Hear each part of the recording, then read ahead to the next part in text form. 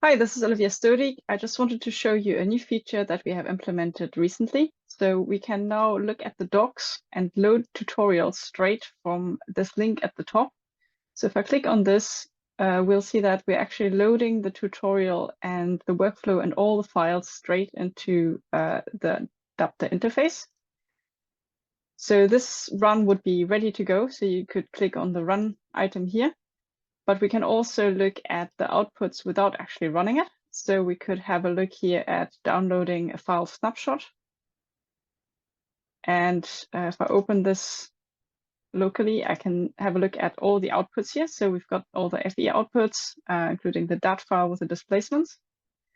Of course, we've also got the inputs, so you can also have a look at that. The other thing that we can do here is actually look at our list of saved runs.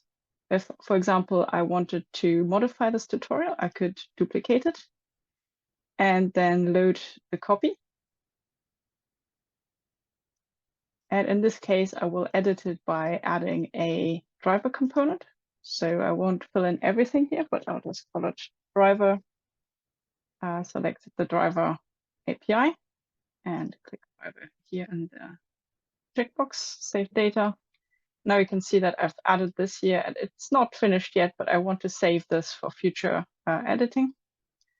Let's move it down here and I can actually see this run now here in my saved runs list.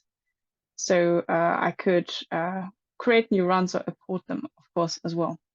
So that's it. I just wanted to show you this new feature. I hope you like it. Please provide us some feedback via LinkedIn or YouTube or by emailing us directly. So thanks for listening.